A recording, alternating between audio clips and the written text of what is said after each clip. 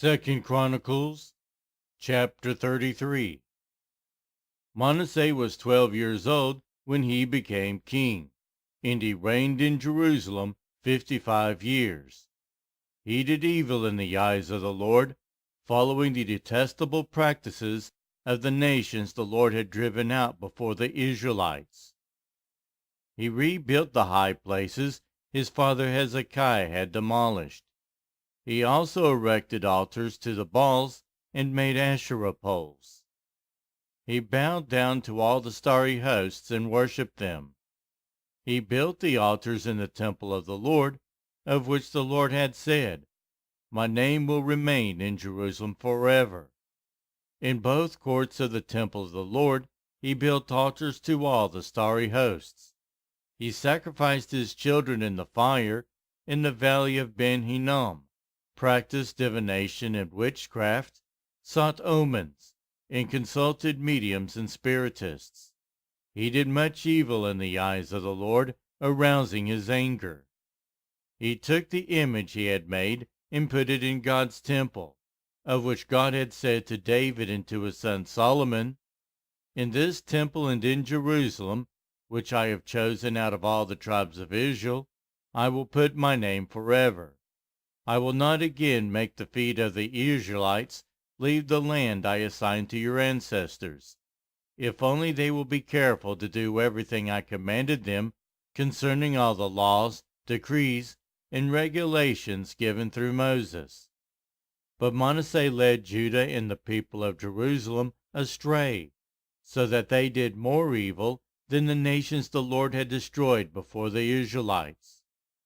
The Lord spoke to Manasseh and his people, but they paid no attention. So the Lord brought against them the army commanders of the king of Assyria, who took Manasseh prisoner, put a hook in his nose, bound him with bronze shackles, and took him to Babylon. In his distress he sought the favor of the Lord his God, and humbled himself greatly before the God of his ancestors. And when he prayed to him, the Lord was moved by his entreaty and listened to his plea. So he brought him back to Jerusalem and to his kingdom. Then Manasseh knew that the Lord is God.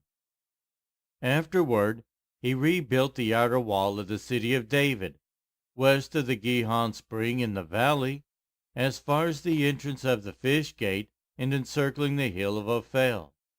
He also made it much higher.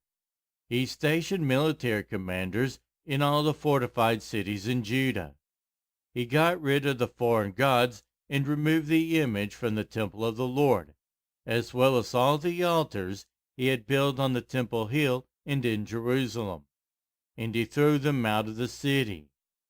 Then he restored the altar of the Lord and sacrificed fellowship offerings and thank offerings on it, and told Judah to serve the Lord, the God of Israel.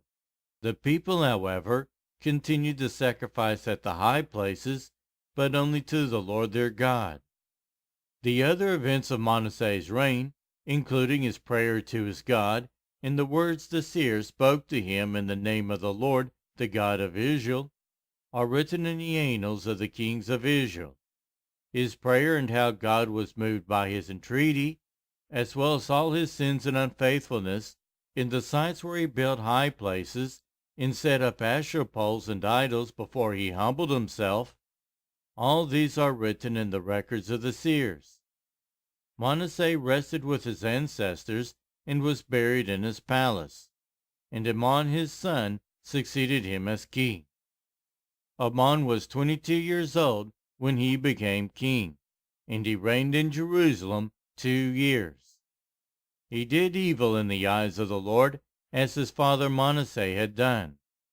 Amon worshipped and offered sacrifices to all the idols Manasseh had made, but unlike his father Manasseh, he did not humble himself before the Lord.